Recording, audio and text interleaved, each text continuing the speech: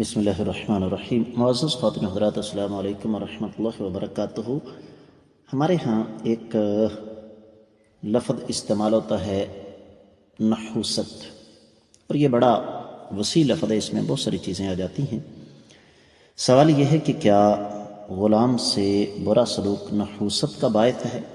یہی ہمارے آج کے حدیث کے سبق کا موضوع ہے۔ مشکات المصابیح کتاب النکاح باب ہے اولاد پر خرچ کرنا اور غلاموں کے ساتھ حسن سلوک۔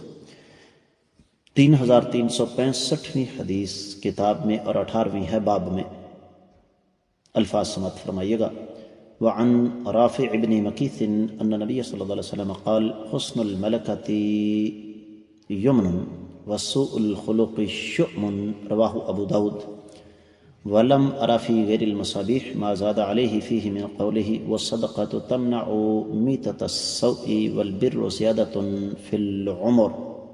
معزز خواتین حضرات، میں آپ کی خدمت میں یہ بات یہاں عرض کر دینا چاہوں گا کہ یہ روایت میرے علم کے مطابق سند کے اعتبار سے صحیح نہیں ہے۔ شیخ البانی رحمۃ اللہ علیہ نے اس کو ضعیف سنن ابی داؤد میں درج کیا۔ میں پہلے اس کا حوالہ آپ کی خدمت میں رکھ دیتا ہوں۔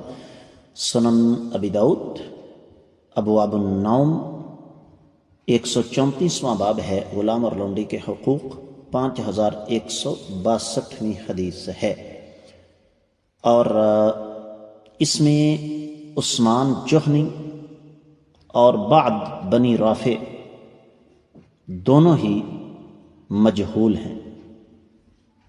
عثمان بن ظفر الدمشقی،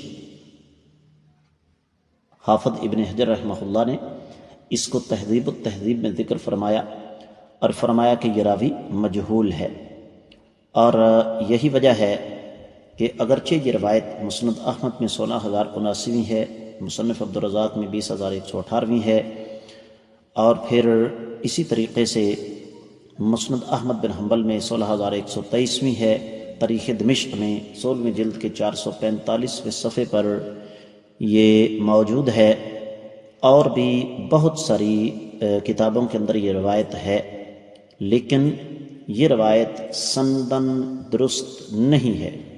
یہ بات اچھی طریقے سے ذہن میں رکھیے۔ اور پھر یہاں ایک اور معاملہ ہے کہ رافع بن مکیث، یہ ان کے بارے میں بھی اختلاف ہے کہ یہ صحابی تھے یا کہ نہیں تھے۔ اور پھر یہ بھی ذہن میں رکھیے گا کہ اس حدیث کی سند میں بقیہ بن الولید معروف راوی ہیں۔ امام صدر الدین المناوی نے کشف المناہج میں اس حدیث کے بارے میں لکھا کہ اس میں بقیہ بن الولید راوی ہیں جو کہ معروف ہیں ضعف کے اعتبار سے۔ تو حاصل کلام یہ ہے کہ یہ روایت سند کے اعتبار سے صحیح نہیں ہے۔ میں اس کا ترجمہ کر رہا ہوں۔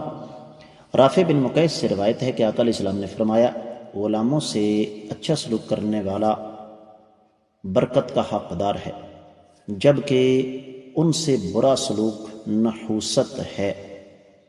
صاحب کتاب کہتے ہیں کہ بعض روایات میں یہ الفاظ میں موجود ہیں کہ صدقہ بری موت سے بچاتا ہے اور نیکی عمر میں اضافہ کرتی ہے۔ جب روایت صحیح نہیں تو اس پر مزید کچھ کہنے کی ضرورت نہیں ہے۔ امید ہے کہ انشاءاللہ آپ کو اس کی اچھی طرح سمجھ آ گئی ہوگی۔ اس کے ساتھ ہی آج کے سبق سے اجازت چاہوں گا۔ السلام علیکم ورحمۃ اللہ وبرکاتہ۔